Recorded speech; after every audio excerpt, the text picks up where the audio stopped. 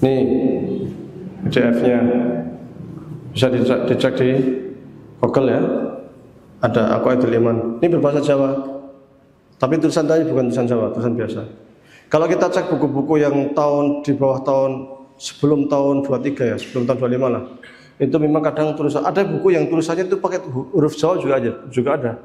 Itu kemungkinan terbitan tahun 18 kayaknya, lupa saya. Itu pakai tulisan Jawa. Saya nggak paham, tapi buku tentang pasolatan, cara sholat dan subuhnya pakai kunut. Subuhnya pakai kunut. Ya kan belum ada majlis sih. Sah-sah saja dan kemungkinan kan saya dibilang tuh. Jadi Kiai Ramadan awal itu kan belajarnya kan sama ulama-ulama di atas yang kemungkinan benar yang semuanya itu Syafi'i Asy'ari. Jadi andai kata Kiai Ramadan kok Syafi'i Asy'ari itu ya masuk akal, tidak ada masalah. Dan secara fikih Muhammadiyah kita dengan mazhab Syafi'i pun kan nggak jauh. Bab salat maunya. Salat yang beda cuma di kunut subuh. Lainnya sama semua. Loh, kita kan pakai Allah Maha Baik ini, mereka pakai Allah Akbar Kabirun. Dua-duanya ada di HPT. Jadi kita pakai ini wajah itu boleh, di HPT ada. Di kitab Majmu' Syarah Muhadzab Syafi'i, Allah Maha Baik ini juga ada. Podo toh? Di HPT ada ini wajah itu, di kitab Majmu' juga ada Allah Maha Baik ini. Dua-duanya itu maksur semua dan itu sama semuanya. Yang beda di kunut subuh paling kan itu. Jadi ya secara umum hanya sedikit perbedaan dan kita bedanya cuma beda furuk, nggak ada masalah. Saya kalau ngaji itu di fikih saya pakai kitab takrib, tapi nanti kalau ada yang beda tak sampaikan. Yang beda dengan mazhab Syafi'i yang ini, makanya terkait wudu kalau Muhammadiyah semua kan itu untuk basuh kepala. Kalau mazhab Syafi'i sedikit. Tapi lain-lainnya kan mirip-mirip. Paling bedanya paling nggak nyampe 5% mungkin. Ya. Tip. Ada lagi pertanyaan tadi? Monggo. Terima kasih Pak. Menangkan dengan materi yang Pak dengan sampaikan. Saya tertarik tentang masalah kaum yang banyak dipegang oleh non-Muhammadiyah. Juga para pemegang kaum yang kadang-kadang sulit untuk ngaji bersama, baik itu yang latih maupun kemudian ada masukan juga yang begini Pak, ada satu lembaga kesehatan Muhammadiyah yang punya ambulan, tapi ambulan itu disupiri oleh non warga Muhammadiyah, kemudian timbul iri, ditanya, kamu kok bisa mencari itu, karena gimana dia jelas warga non Muhammadiyah, artinya namanya organisasi sebelah kita. Dan dia bilang, aku kan dekat dengan penguasa di situ. Begitu juga dengan pendidikan, banyak yang dari non Muhammadiyah, sementara yang dari Muhammadiyah tersingkir. Apakah seperti ini tidak ada semacam aturan dari pusat atau dari wilayah untuk membenahi demi ke depan agar organisasi kita ditangani oleh orang yang sendiri yang berpendidikan, kemudian juga mementingkan keluarga sendiri. Dan juga ada kejadian PNT yang itu mulai dari atasnya itu teman-teman kita Muhammadiyah, tapi ke bawah yang diterima itu justru bukan orang Muhammadiyah, dan dia sangat anti dengan Jumatan yang dia lakukan oleh Muhammadiyah, karena tanpa akan juga itu. Jadi kalau dia pas hari Jumat itu tidak mau bergaul dengan orang Muhammadiyah. Apakah seperti ini tidak perlu dipertimbangkan untuk membuat aturan sehingga yang ke bawah biasanya dengan kampanye dan segala itu mengikuti aturan daerah.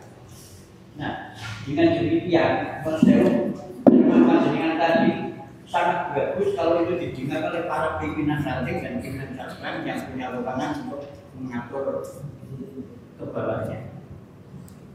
Gitu Pak. Yeah. Jadi pertanyaan saya, apakah tidak mungkin diusulkan atau ada? Sebenarnya itu kan bergantung kepada kebijakan AUM-nya itu. Di rumah sakit PKU tempat kita itu apa Temanggung itu? Kalisat ya, Paraan. Itu cukup ketat itu. Di ngaji sekian kali nggak datang dilihat ini nanti nggak diperpanjang. Kan pakai kontrak. Itu aja. Kasih peringatan nggak mau coret. Itu juga yang dilakukan di UMJ. Kalau tegas bisa gitu. Jadi itu tergantung atasannya. Karena gini ya, Muhammadiyah itu memang organisasi ya. Aslinya organisasi modern katanya. Tapi di lapangan itu mirip yayasan. Iya kan? Yang berkuasa itu aja. Karena dia punya andil, punya wakafnya apa, akhirnya dia berkuasa. Orang tahu ganti. Ganti pun masih keluarganya. Jadi udah mereka satu sisi mengkritik jamaahnya yang punya yayasan, tapi Muhammadiyah sendiri sudah seperti yayasan. Saya mendirikan pesantren kan pakai yayasan ya, tidak atas nama Muhammadiyah. Tapi didukung oleh Muhammadiyah. Termasuk saya punya KL Lazismu, meskipun saya ini yayasan. Ya. Yo Hawi, yo Tapak Suci, yo kalau ada kegiatan pakai taplak meja Muhammadiyah meskipun yayasan. Awal-awal juga begitu. Muhammadiyah nggak pesantren kok buat yayasan sendiri. Saya ada alasan kenapa kok saya begini. Karena saya punya ide, punya gagasan. Saya nggak pengen buat pesantren, kemudian baru gagasan saya belum membumi, baru 3 tahun sudah diganti orangnya nggak kapabel, apalagi cuma tarik ulur terkait dengan kurikulum, nggak harus begini, apalagi kemudian yang di lapangan itu direkturnya yang lebih paham target, yang lebih bermasalah, tapi PCM-nya yang nggak tahu apa-apa, tapi nggak buat ini tarik ulur, akhirnya kan repot. Akhirnya daripada begini mending saya buat yayasan, tapi tetap jiwanya Muhammadiyah itu. Tapi saya ini jangan dicontoh ya, maksud saya kalian kalau ini tetap perjuangan Muhammadiyah. Ini hanya istihad saya untuk karena saya punya ide gagasan untuk kitab kuning itu, dan saya nggak mau kemudian baru 3 tahun diganti, akhirnya impian saya berantakan. Itu aja. Jadi alasan yang sangat sederhana. Karena kalau Muhammadiyah kan 3 tahun kan ini kan. Saya ada di tempat saya itu ada di Suaranting. Punya MTS, punya pesantren, punya MI, punya TK Abang. Tapi yang menguasai 2 keluarga itu saja. Keluarga A, keluarga B. Kalau yang jauh-jauh susah sekali. Jadi yang ngajarnya keluar muter-muternya dari keluarga besar itu aja. Saya kadang mikir ini pesantren milik Muhammadiyah atau milik keluarga itu. Kok bisa begini itu? Dan orang lain itu yang mau masuk susah gitu. Itu real banget. Karena saya melihat sendiri gitu. Dan itu ternyata agak banyak juga.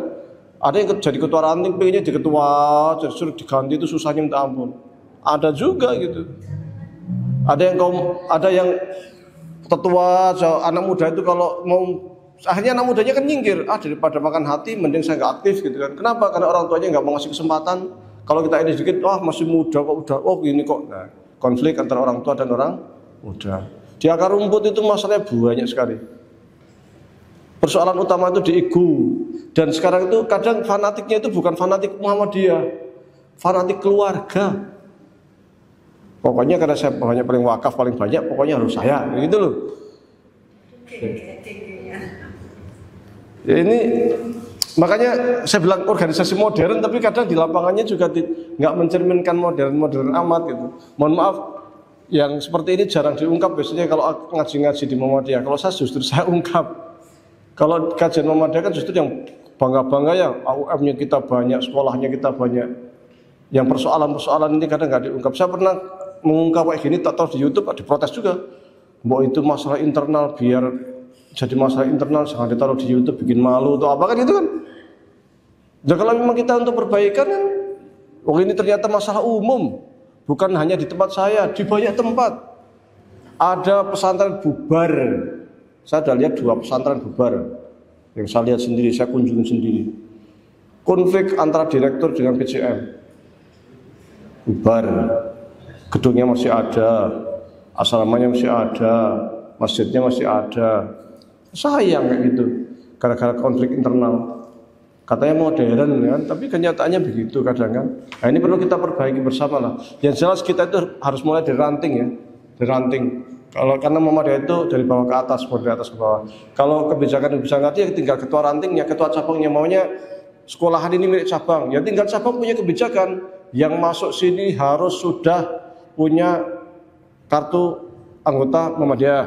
Nggak hanya itu, harus ikut aktif di kegiatan Muhammadiyah. Enggak kasih surat teguran, enggak coret, itu aja ganti. Protes, ya enggak usah, biarin aja dia protes, menonggonggong di luar terserah, gitu aja. Itu yang dilakukan PKU, dari itu yang dilakukan UMY, dilakukan Mu'alimin, gitu.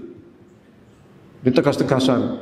Masalahnya ketua PCF-nya berani enggak sikap tegas, enggak aja. Kadang kan ora penak.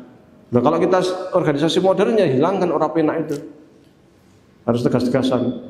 Kadang aneh, sering terjadi juga non Muhammadiyah masuk, giliran orang Muhammadiyah daftar, orang melebu dengan alasan profesional. Kalau saya sendiri satu non Muhammadiyah nilai 9, yang satu orang Muhammadiyah tulen nilai 8. Kalau saya pilih yang nilainya 8. 9 masuk ngubrak-ubrak, ngerusak tatanan, ngerusak ideologi. Ya, mending yang 8 nanti kita bina bisa ditingkatkan menjadi 9 kan? Kadang kan gitu, kita sifatnya harus profesional. Ujian yang lulus masuk, nggak lulus coret itu kan? Ternyata yang lulus non, yang biasa ngabdi dari awal nggak masuk, akhirnya yang ngabdi dari awal kecewa.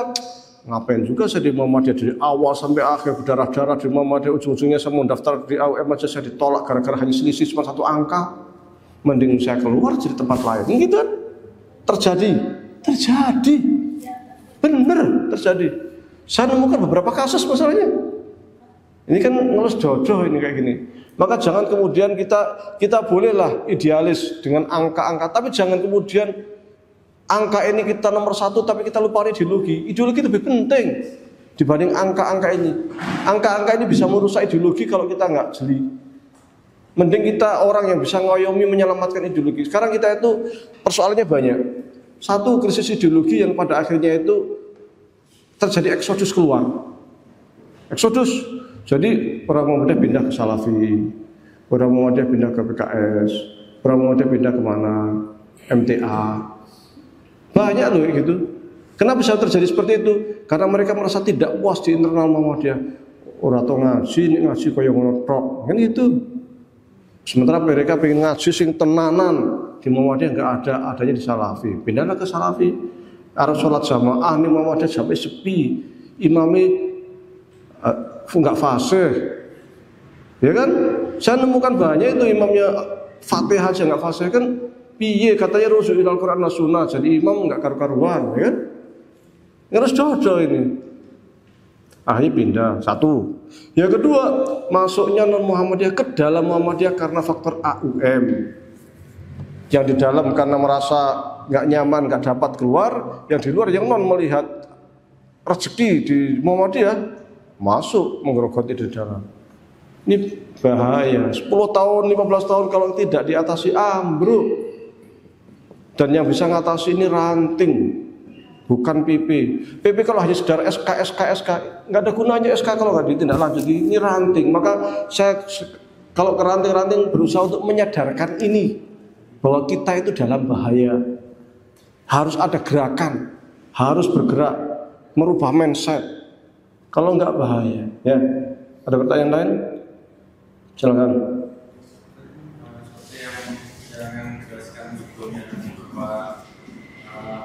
Akhirnya karena apa namanya zaman sekarang ya, kalau tadi dengan misalkan tentang background yang tentang bagaimana prosesnya dan lain-lain. Kalau sekarang itu jadinya untuk yang memiliki paham Asy'ari itu pasti dijudge dia NU, dan yang selain Asy'ari atau mungkin khusus Al-Azhar itu Wahabi. Yang Wahabi atau malah banyak dipelajari di pondok-pondok modern maupun itu.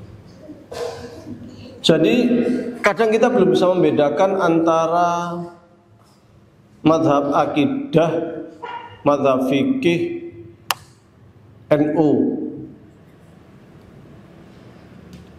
Secara akidah Muhammadiyah dengan NU itu sama persis. Bisa baca HPT, bab iman. Loh, sono kok tahlilan kita enggak? Tahlilan itu bukan akidah, itu fikih. Fikih memang kita tidak pakai Syafi'i murni, kita pakai sistem tarjih. Adapun akidah di HPT tertulis kita tuh ahlul haq wa sunnah. Bisa buka HPT. Faman i'taqada jami'a dzalika mukinan bi kana min ahlil haqqi was sunnati. Wa faraqa 'alal bid'ati wa dhalal. Itu di HPT. Siapa yang mengikuti prinsip-prinsip dalam HPT maka dia adalah mengikuti mazhabnya ahlul haq wa sunnah dan berbeda dengan kelompok sesat dan ahlul bid'ah. Siapa tuh ahlul haq wa sunnah? Ahlul haq sunnah itu adalah sebuah istilah yang digunakan oleh Imam Asy'ari di dalam kitab Al-Ibanah dan digunakan juga oleh Imam Al-Ghazali dalam kitab Bidayatul Hidayah. Dan konsep-konsep di HPT dari awal sampai akhir Asy'ari banget. Bisa dicek itu. Oke, satu. Yang kedua, bagaimana dengan Syekh Muhammad bin Abdul Wahab? Berbeda dari sisi bahasanya yang dibahas. Coba kalau buka HPT bab awal apa? Amma ba'du fa innal firqah an-najiyah min asal asma'u al-i'tiqad bi anna al-alam kullu hadisun khuliqa min al-adam. Ada yang paham itu? Wa anna nadhar fil kauni li ma'rifatillahi wajibun syar'an. Itu konsepsi awal di HPT itu. Kalau yang tadi faman i'taqad itu di akhir, di bab terakhir.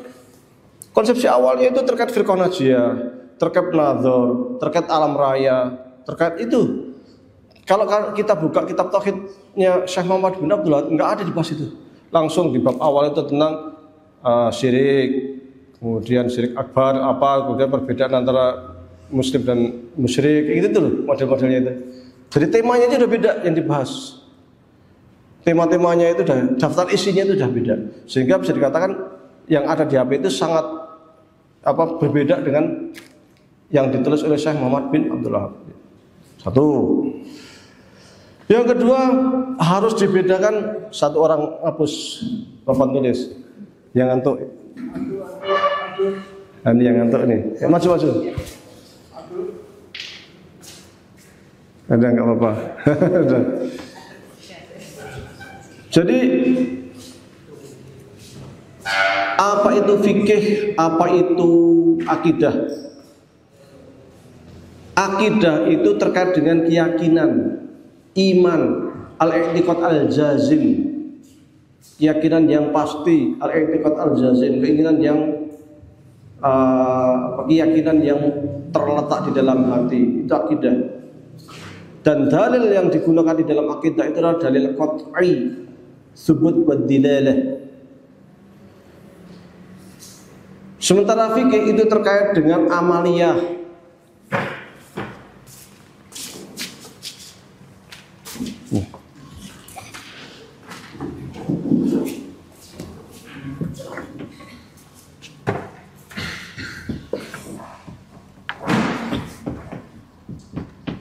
Ini tema kedua belum masuk, tapi kayaknya waktunya nggak nyingkup nanti, nggak apa-apa lah sedapatnya ya.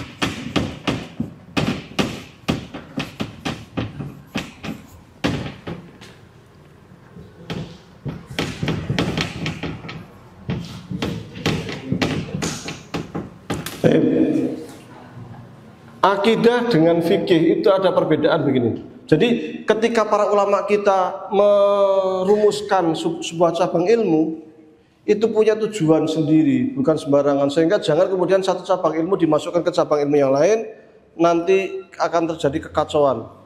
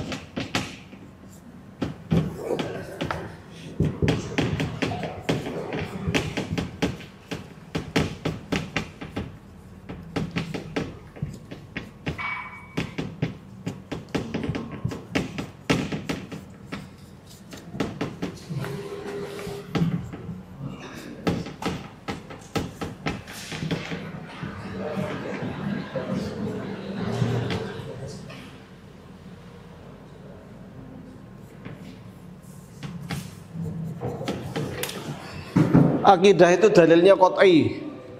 Maksud dalil qat'i itu dalil yang pasti. Pasti itu dalam artian min haitsul wurud wa min haitsul dilalah. Datangnya pasti, maksudnya Quran dan sunnah mutawatirah gitu. Sunnah mutawatir itu hadis yang diriwayatkan minimal 9 orang. Ini di usul fikih ya. Ada yang pernah belajar usul fikih? Belum? Pernah ya?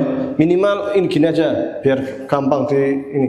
Dalil qat'i itu gampangnya Quran sama hadis mutawatir gitu aja dah. Gampangnya ini. Kalau fikih dalil dzanni, Quran bisa, tapi kalau dzanni itu bisa dipahami dua makna, min haitsu dilalah. Kalau sini yang hanya bisa dimaknai satu makna. Contoh, qul huwallahu ahad. Ahad itu satu, enggak boleh jadi 1,5. Enggak boleh jadi 3. Demikian qat'i ya. Beda namanya wamsau bi ru'usikum, ba itu bisa separuh, bisa seluruh, bisa punya dua makna kan. Ya. Jadi di sini itu dalilnya pasti, kalau sini dzanni. Akidah terkait dengan keyakinan.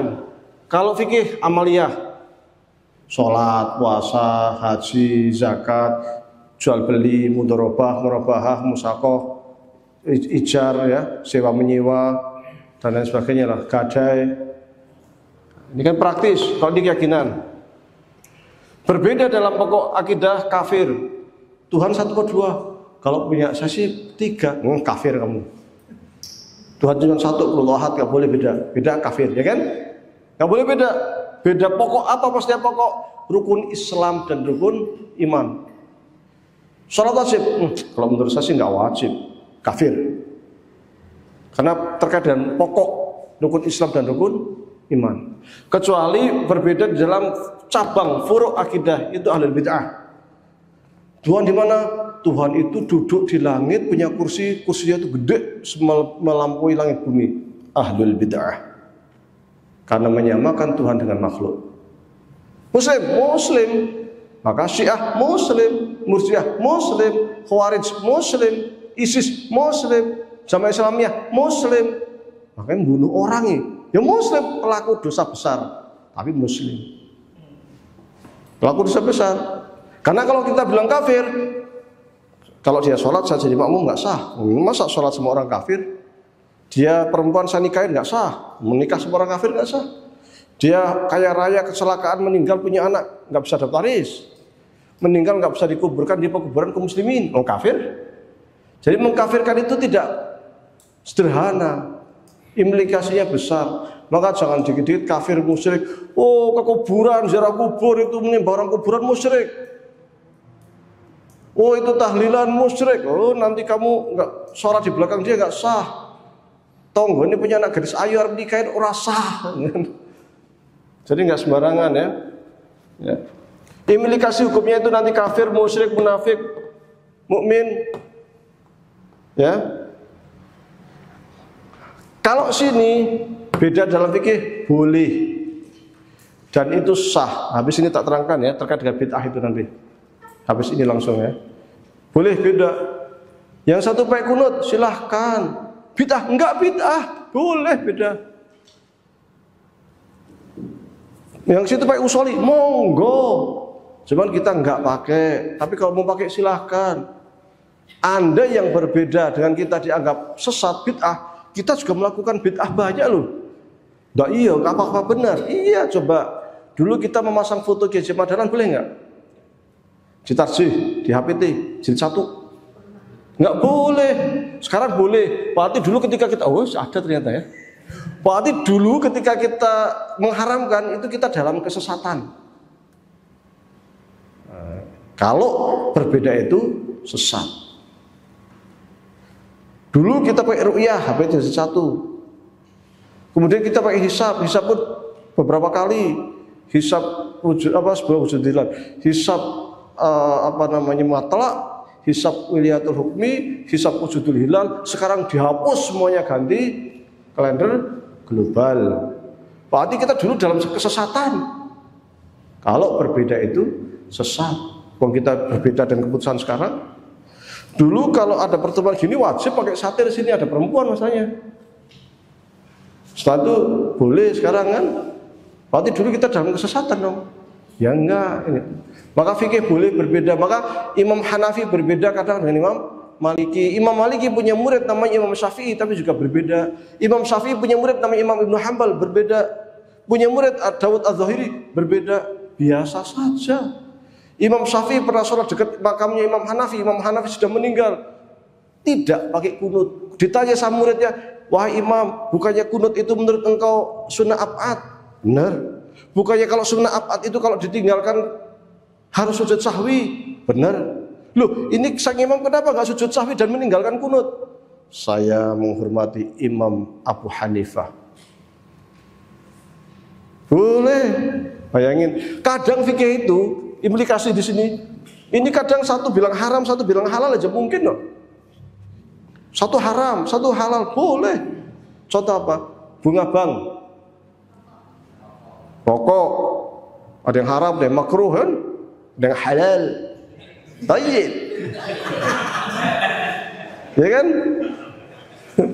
Iya. Tayyib awi, tayyib siddan, tayyib pokoknya. Halalan tayyiban. Boleh, fikih boleh saja. Menyentuh perempuan bukan mahram kan membatalkan wudhu menurut mazhab Syafi'i. Kalau membatalkan wudhu, kalau sholat sah nggak? Nggak sah kan? Wudhunya udah batal. Mazhab Hanafi nggak membatalkan wudhu, berarti sholatnya sah. Yang satu bilangnya sholat sah, yang satu bilangnya sholatnya tidak sah. Bunga bank yang satu bilangnya halal, yang satu bilangnya haram, yang satu bilangnya riba, yang ini bilangnya nggak riba. Boleh, ya boleh. Fikih. Dan itu banyak terjadi. Lihat air liur anjing, yang mazhab Syafi'i mughaladzah, 7 kali cuci salah satu pakai debu mughaladzah. Mazhab Maliki nek tetesannya saja tidak najis. Ya najis kalau dijilat-jilat. Kan? Beda, boleh, ya boleh saja kok. Itu fikih. Maka dalam fikih itu lentur saja. Yang selanjutnya katanya tadi secara akidah saya sampaikan tadi kita dan sama persis. Fikihnya kita pakai tasjih agak beda. Yang membedakan lagi orang NU itu tasawuf sehingga sering banyak dzikir jahri. Dzikir jahri itu dzikir pakai suara ya. Ya, itu karena itu pengaruh tasawuf. Maka orang Mesir ketika ke Indonesia, di Indonesia kok banyak sufi ya? Mesir itu mazhabnya Asy'ari, Syafi'i, tapi kalau kita ke Mesir koyok Muhammadiyah. Kok iso? Bisa. Padahal Syafi'i Asy'ari loh. Kalau azan Jumat sekali. Kan? Kok sekali? Loh, di mazhab Syafi'i kan juga dia bukan azan kan bukan rukun. Oh, enggak azan aja sah. Sah enggak azan Jumat? Sah. Oh, bukan rukun sholat Jumat pakai azan. Rukunnya itu khutbah, kemudian sholat Jumat ya kan. Jumlah orangnya 40, azannya enggak rukun. Nah, ini azan 1 kali 2 kali dipersoalkan. Orang enggak azan aja sah. Ya kan? Iya. Dikatakan azan sekali, padahal Syafi'i loh. Kabeh sholat enggak ada zikir bareng, enggak ada jabat tangan. antara azan iqamat nggak ada sholawatan. Kenapa dia banget itu? Syafi'i padahal Asy'ari, kan? Kok bisa beda? Karena tidak ada unsur itu yang sufi tadi itu. Di sana itu sufi hanya torikot saja. Kalau ini kan sudah masyarakat ya, membudaya. Yang dua. Yang ketiga apa? Tambah satu lagi, Nusantara. Iya, itu nggak bisa kita pungkiri pengaruh budaya Nusantara. Maka mereka menyebutnya sebagai Islam Nusantara. Emang benar.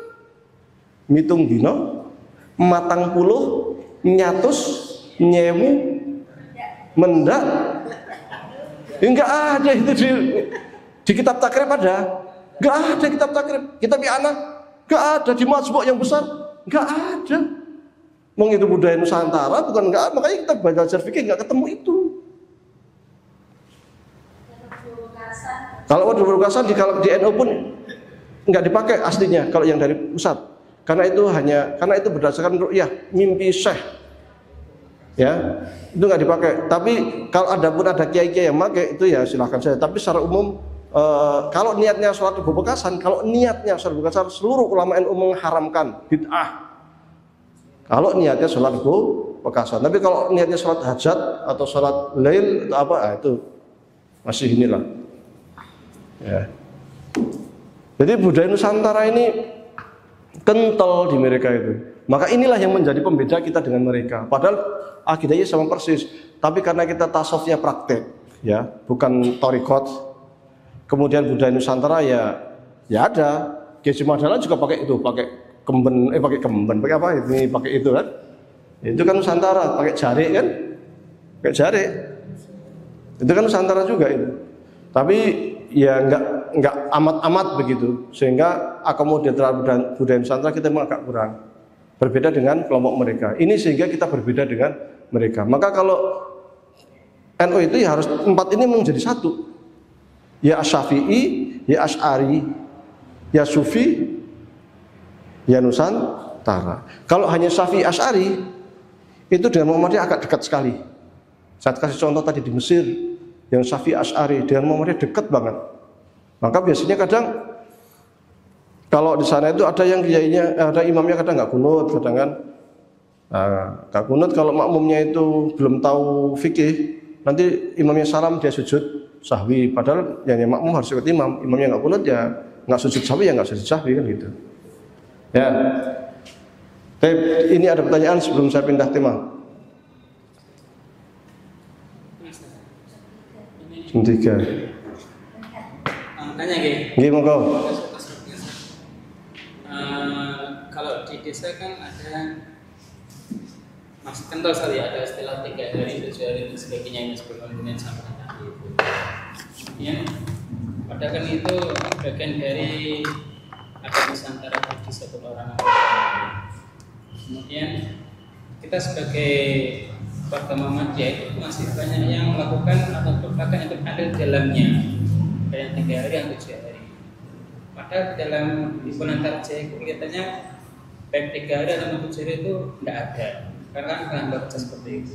Bagaimana cara kita Tapi pertanyaan pertama itu di fatwa tarjih ada memang. Di fatwa tarjih ada kata-kata bid'ah enggak? Enggak ada. Hanya mengatakan tidak dilakukan oleh para sahabat dan tabi'in, maka kita tidak melakukan, tidak ada contoh. Yang kedua, alasan kedua karena itu takalluf, membebani ahli mayit sampai utang-utang apa kan, maka kita tidak melakukan.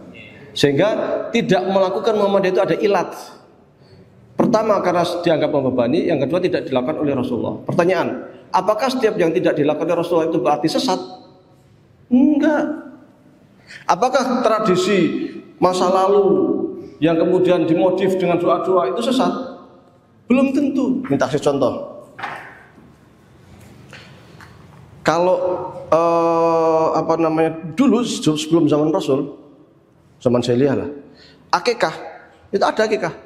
Itu pakai disembelih, kemudian darahnya itu ditaruh di nanti diambil, kemudian ditaruh di sininya baby. Itu hadisnya kan begitu. Diganti tradisi itu oleh Rasul dengan minyak wangi. Tapi akikahnya tetap, ngasih ininya tetap. Tapi yang dulu darah diganti dengan minyak wangi. Yang dulu untuk berhala, ini lillahi ta'ala. Ini kan artinya ada tradisi non Islam tapi baik yang dirubah disesuaikan dengan hukum Islam kan?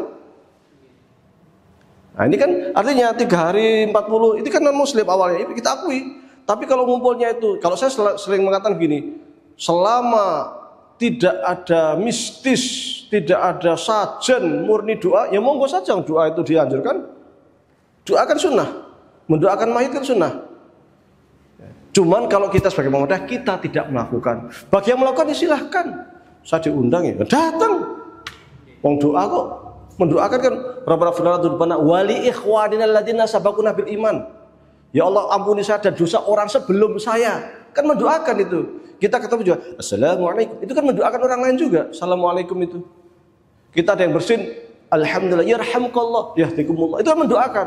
Jadi mendoakan orang itu sunnah, sunnah yang sunnah banget. Anjuran banget. Maka kalau datang doakan ya ahlan wa sahlan. Kalau di tempat saya mulai sekarang mulai model 7 hari ada, tapi nggak ada apa itu dekat apa itu ya? Makanan itu nggak ada. Jadi teh selesai kasih teh bubar, murni doa. Dan itu yang melakukan dan itu anjuran NU sendiri. Mereka bilang yang penting itu mendoakan, makanan nggak penting doakan udah, nggak usah macam-macam gitu. Bahkan saya buat aturan RT itu. Andai kata ada makan, andai kata ada paling banter, bakso masih boleh, mie ayam masih boleh, tapi pakai nasi apa, sebagian RT nggak boleh. Kalau ada yang melakukan, pernah ada yang melakukan, ini kan melanggar peraturan RT, nggak dimakan, tinggal semua. Jadi dia udah nyiapin makanan nggak dimakan, karena melanggar peraturan RT niatnya dungo, kok pasti makan, udah sepakat RT nggak boleh ada makan, itu.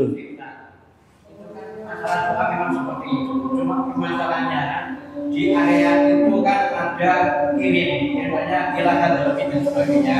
Kemudian diuruskan dengan bacaan ulbu dan seterusnya. Apakah itu termasuk dibolehkan atau itu hanya sebuah kalangan bahagia itu?